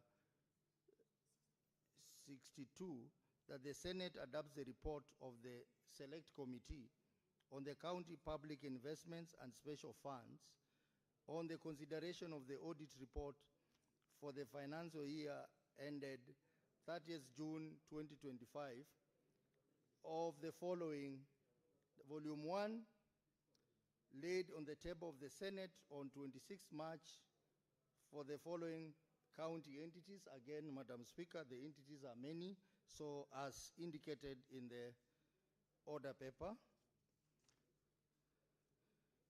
Volume 2, laid on the table of the Senate on 31st March 2026 for the following county entities as indicated in the order paper.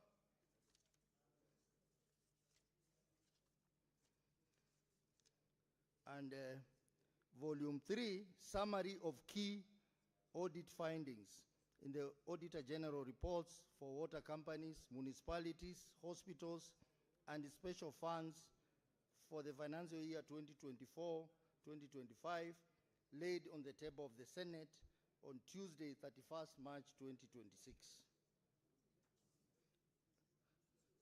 Madam Speaker, I will start by thanking the membership of my committee for the good work they have done. And I must thank the entire team composed of my Vice Chair Eddie Okech and the other members, Agnes Mutinda, William Kisang, Peris Tobiko, Senator Beth Siengo, Senator George Mbugwa, Senator Chimera, and Senator Hamida Kibwana. These senators have worked tirelessly. Madam Speaker, this afternoon, I am presenting to this House reports for over 500 entities in our counties. 500 entities for the financial year 2024-2025. And this report have been processed within a period of 2 months, Madam Speaker. So these members must be commended for the effort they have put in ensuring that these reports have been processed within the shortest time possible. I must also acknowledge that just like PAC, we had some difficulties with some governors appearing before us, but our situation was not as bad as PAC. But we have some counties that did not appear before us at all, but they managed to submit written submissions to this committee, which we have done reports for. We have some counties which did not submit anything and did not appear at all. Again, that information is contained in our reports, and those counties, just like PAC, we decided to adapt the audit report as it is. So, Madam Speaker, allow me now to go into the substance of the issues. Water companies. Water companies, nothing much has changed in water companies in our counties. The issues are still the same, just like the previous years, but of notable concern is the matter of long outstanding trade and other payables, which still continues to be one of the major issues in these companies. The matter of utilization of customer deposits, where these water companies have decided to utilize the funds which are supposed to be kept as contingency funds for customers. Most of the water companies have utilized these funds. We have the matter of non-revenue water, which continues to be a major issue, and of notable concern is one company that has a non-revenue water of 80%. This is a company in Kajiado County called Nolturesh Water and Sanitation Company Limited. Madam Speaker, what this means is that 80% of the water that this company produces, it is not earned. It is revenue that is wasted. Madam Speaker, we also have serious concerns on the issue of these companies being in red. And an example of such a company is Nairobi City Water and Sewerage Company, whose negative working capital is 1 billion shillings, Madam Speaker. The other very important aspect is the matter of long outstanding receivables. These are customers who have not paid for their bills. Most of them are institutional. And on the lead in this category is Nairobi City Water and Sewerage Company, which is reported to be having a long outstanding receivable of 3,744,229 and 8 shillings in the financial year 2024-2025. But this figure was slightly higher the previous year at 3.77 million, Madam Speaker. Madam Speaker, in Nairobi County, of concern is that the national government entities, including the Ministry of Defense, the National Police Service, the State Department of Correction Services, and the GSU, they collectively owe Nairobi Water and Sewerage Company Limited 442,116,064 shillings. Madam Speaker, still on water companies, we noted as a committee the following: the issue of excessive wage bill, and on the lead is again Nairobi Water and Sewerage Company, which has an excessive wage bill of 2.5 billion shillings, Madam Speaker, which is above the 35% threshold. The issue of misappropriation of customer deposits, again, on the lead is Nairobi Water and Sewerage Company, which has 1.3 billion shillings in customer deposits, which have been utilized contrary to the provisions of the law. The matter of unlimited statutory deductions continue to be a major issue in water companies. Allow me, Madam Speaker, because of time, to also look at the hospitals. And I want to say the biggest threat in our public hospitals, level 4 and above, is the following. There is a systemic violation of FIF Act. Madam Speaker, as you know, we passed the FIF Act in this House. Most of our public hospitals have not complied with the Facility Improvement Fund Act 2023. The majority of the county government transferred hospital-generated revenues to the county revenue fund, and thus denying the facilities the very resources meant to improve service delivery. This was observed mainly in the following counties: West Pokot, Murang'a, Makueni, and in Nairobi, among others. There was also the issue of critical staffing and equipment deficiencies. Across all the counties, hospitals failed to meet the Kenya Quality Model for Health standard. We noted severe absence of critical specialists such as radiologists, pediatricians, and other key technical staff, lack of essential equipment including ICU beds, HDU units, dialysis machine was neither absent or functional in these hospitals.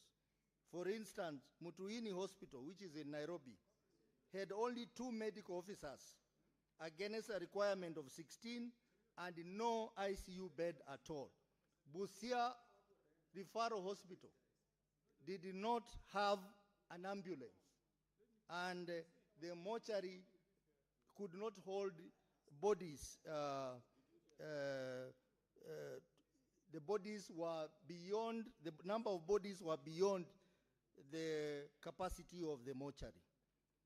Then we have another important observation we made, unconfirmed SHA or NHIF receivables. Outstanding receivables from Social Health Authority and its predecessor, NHIF, totaling hundreds of millions of shillings, remained unconfirmed, with no structural recovery plans in place, severely constraining hospital cash flows. For example, Mbagathi Hospital in Nairobi reported 279.6 million shillings in outstanding NHIF claims. I'm quickly finishing, Madam Speaker. The issue of municipalities.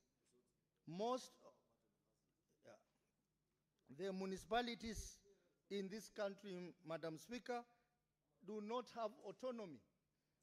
The municipalities, the counties have not complied to the provisions of Urban Area and Cities Act that requires that municipalities be autonomous.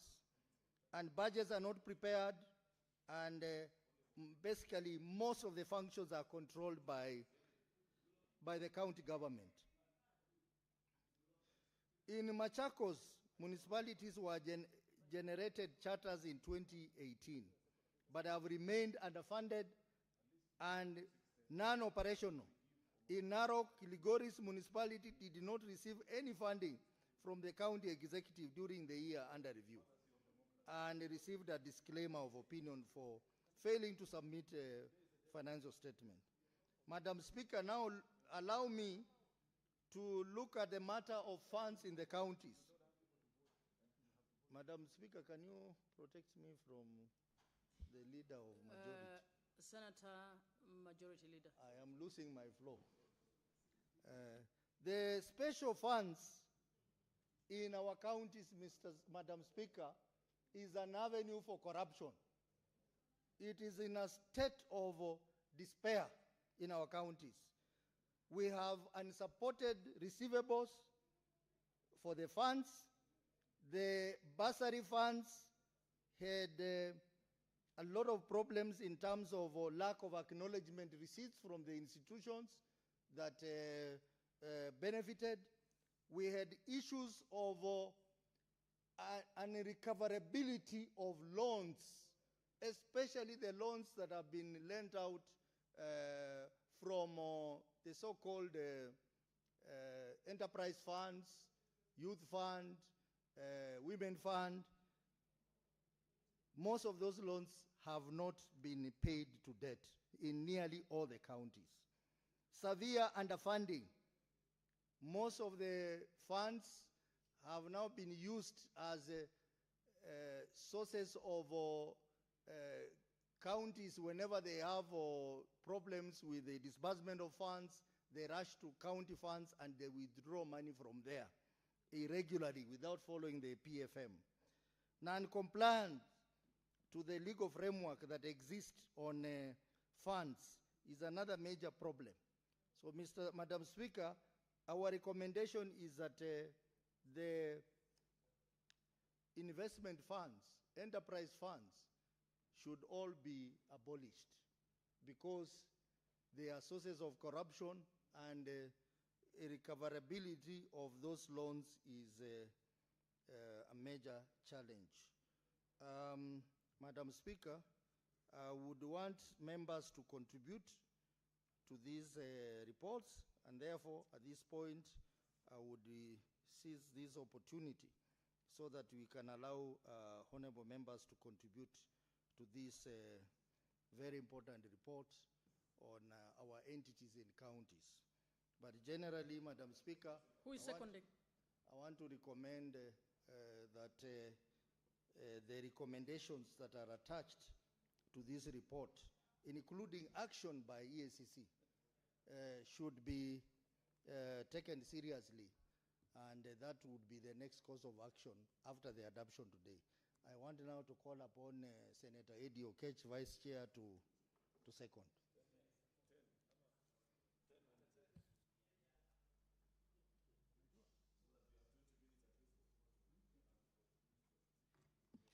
Madam Speaker, I want to right from the start second this motion. I see a lot of need for people to get time to be able to speak. And I'm seeing my friend, but this is an observation that I had. My friend from Tarakaniti, Senator Mofire, becoming a little bit cagey in the House because of the time issue. Madam Speaker, I wish he got the chance to speak when the previous motion was being spoken about, because I think that this motion and the other motion are quite synonymous, because we're looking at weighty issues that we have observed in PAC, as well as we observed in PIC. Madam Speaker, PIC is no difference. We have seen a number of times some governors don't want to appear in PIC, and Madam Speaker, we have also seen a number of times that when they appear, they don't want to exhaustively address some of the issues that the Senator for Vihiga has been able to illustrate here as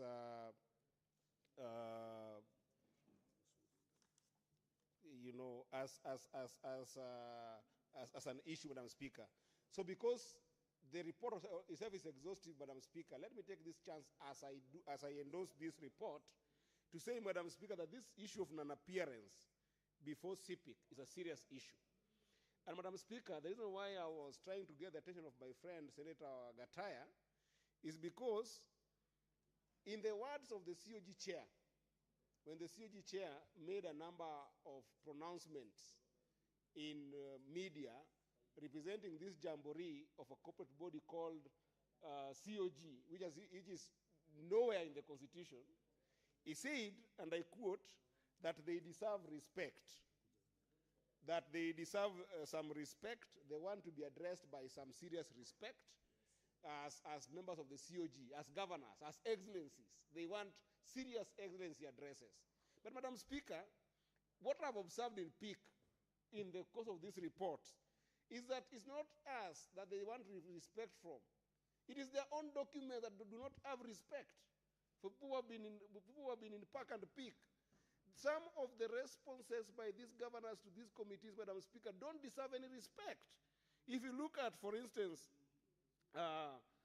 Tarakaniti, where my friend Boshimio Gataya comes from, a report appeared before us and a report appeared before PAC that the governor himself was so embarrassed at the extent in which those reports were not addressing the issues that were brought, some of them one-liners, on serious financial variances that have been brought before the Senate by Auditor General, but they are one-liners, as simple liner as the management agrees with the report said. So what if you agree that there are serious variances of about 8 million that has been lost? What are you telling the Senate? Your own document does not deserve the report, Madam Speaker, that you have put before the Senate, and you expect the senators to respect you. We had a case also in the same committee where the governor of Embu appeared before us and appeared before PAC. And there was a question, Madam Speaker, of why is it that you have taken 10 million and taken this 10 million to go and do with it some border engagement program. But Madam Speaker, imagine a governor responded to a committee of the Senate and said that the 10 million is money for the county. We took it for that program and we will return it anyway with other means. I mean, how embarrassing are those kind of responses, Madam Speaker? We had a case, in example, Madam Speaker, where in Nyamira, in the course of this document that you are seeing here that we have shared with you in PAC, this I wish that the Senator of Nyamira would take note, because we had a case, Madam Speaker, where the governor of Nyamira appeared before this committee on the reports that you are seeing there, and the water company, the prime water company of Nyamira, Madam Speaker, the entire budget for the whole year of 32 million. You go to the budget item, recurrent budget, as well as capital budget of the county. And in every single part of that budget, the governor and the executive have indicated that the money was spent on feasibility study. Madam Speaker, how do you say that you have spent the entire 32 million budget of that particular farm entity of the county on feasibility study, that you are waking up on Monday, you are doing feasibility study on how this company is going to run. You are waking up on Tuesday, you are doing feasibility study on how this company is going to run. You are waking up on Wednesday, all the way until January ends, February ends, all the way to December. Nyamira County, the cornerstone water providing company, WSP of Nyamira County, is doing feasibility study.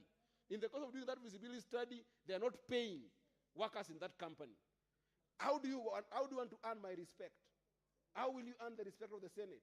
Madam Speaker, in this same report, if you look at them keenly, Migori County, where I come from, Madam Speaker, we look at the cornerstone water service provider in Migori County, brought before us. It is in your report there, if you get a chance to read it, Madam Speaker.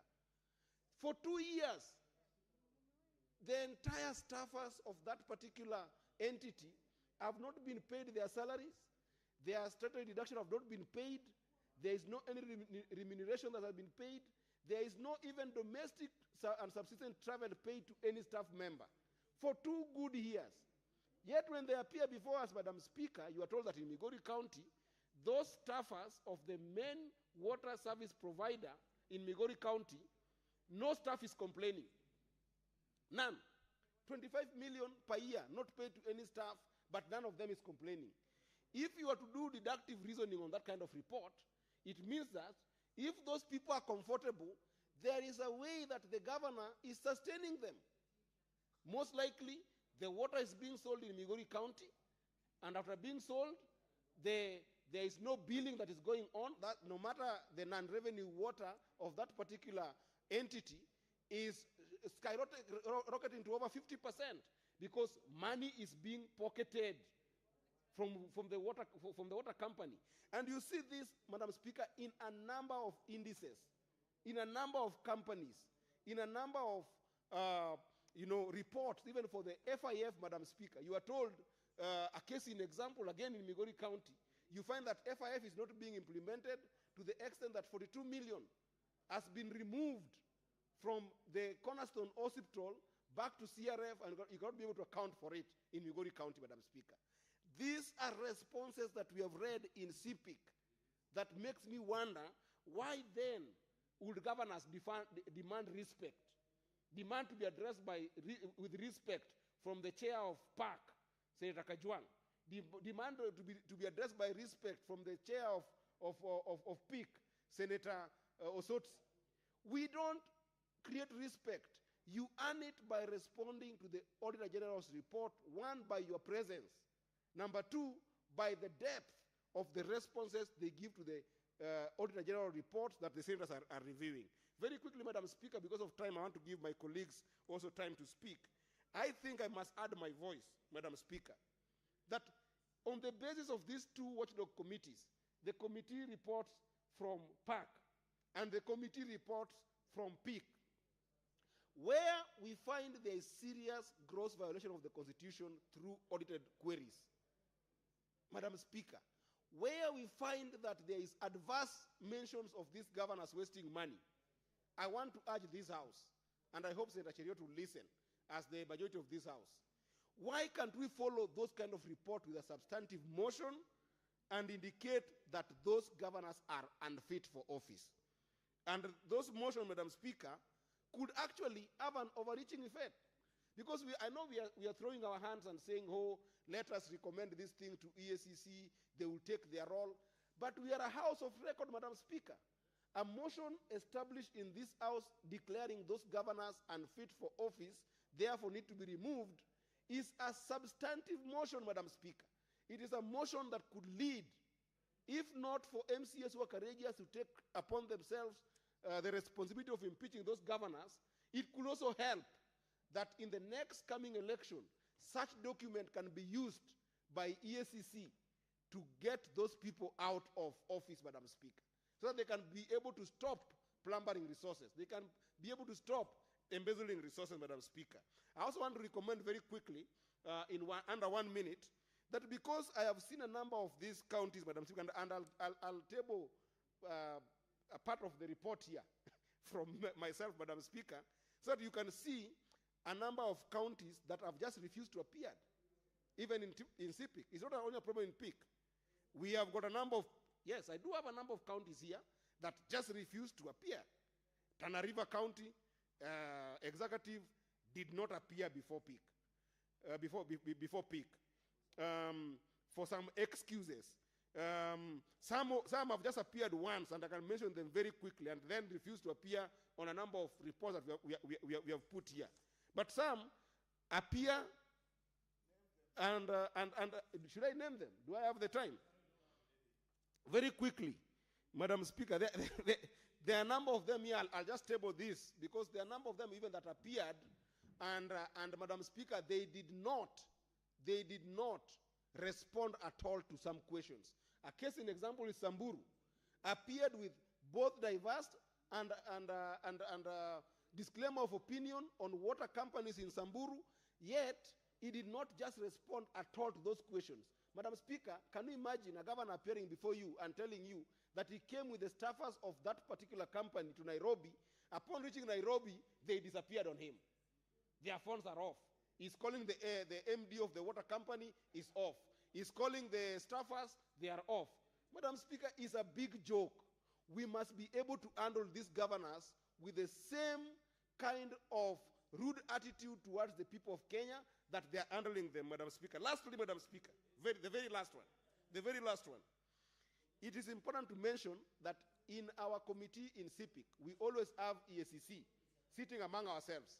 But I wanted to urge this House to make a resolution that we also need to have ODPP and we have to have DCI sitting there where EACC is not taking action on these people, Madam Speaker. It goes without saying that ODPP can take action so that we can have a multi-stakeholder approach to this vice of corruption that governors are taking. If ODPP won't take action, we then recommend to DCI.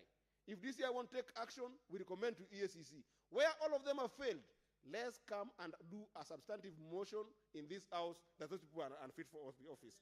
Because my colleagues want to contribute and because there's no time, I want to say that I totally second this motion, and I hope that my colleagues will get a few time also to be able to chime in with this motion. I thank you, Madam Speaker. Honorable Senators, I propose the question that the Senate adopts the reports of the Select Committee on County Public Investment and Special Funds on the consideration of the audit reports for the year ended 30th June 2025 of the following. Volume 1 laid on the table of the Senate on 26th March 2026 for the following counties: Wajir County, Tana River County, Sabit County, Murang'a County, Tharaka Nithi County, Nyamira County, Vihiga County, Lamu County, Makueni County,